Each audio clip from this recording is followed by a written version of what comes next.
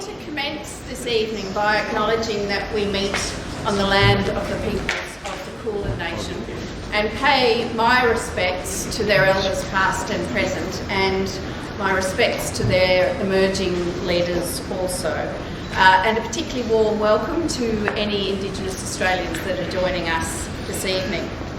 A few quick housekeeping measures before we move into a program of poetry and song and a little wordsmithing along the way. There is some photography. If you're uncomfortable about it, please indicate that you would prefer not to be photographed, and maybe turn your phone off so that we don't cut across the poetry and the song.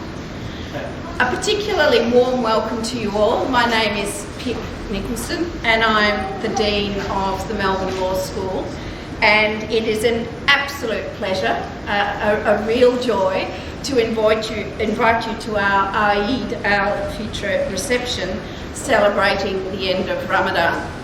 Ramadan, as this group knows very well, is when people of the Muslim faith are encouraged to give charity and strengthen their faith and show kindness and patience. And all those reflections would be a benefit to the whole community. So I take from the practice of Ramadan lessons into my own life. This reception is a chance to enjoy the end of fasting, among other aspects of Ramadan. And we are delighted to be here tonight. We had planned to host a reception with Ahmet Keskin and the AIS last year.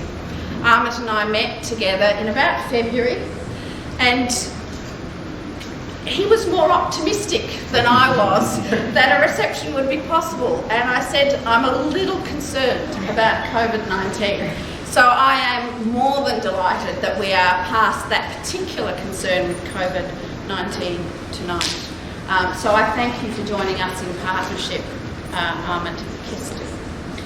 At the Melbourne Law School, we have a range of scholars who work on issues pertaining to the Muslim world, and I did want to mention it because I think sometimes communities aren't aware of the work that we do in this area. Last year's Senior Fellow Jeff Redding published the book A Secular Need, Islamic Law and State Governance in Contemporary India. Subsequent to its publication, we've had several roundtables where the work has been debated. The Asian Law Centre in particular had a virtual seminar, as was the wont last year, discussing Professor Redding's work with commentary from Farah Ahmed of this school and Associate Professor Rohit Day from Yale University. We also have our own Centre for the Study of Indonesian Law, Islam and Society, led by the inestimable Professor Tim Lindsay, whose work takes and has over a long period had a sustained focus on Sharia law in Indonesia. I did also want to comment about my students momentarily. When I became Dean in 2018, the Muslim students approached me specifically and said they rarely saw their future selves in the workforce, in the legal sector. And so annually I visit with the legal sector, and I called this out and asked for their comments. Of course, they all championed their diversity and inclusion policies with me, without exclusion, but subsequently various firms have been much more explicit and ensuring that their Muslim employees are indeed part of the discussion with the school, so that my students can see their future selves contributing across the workforce, whether in firms, the not-for-profit sector, government and so on.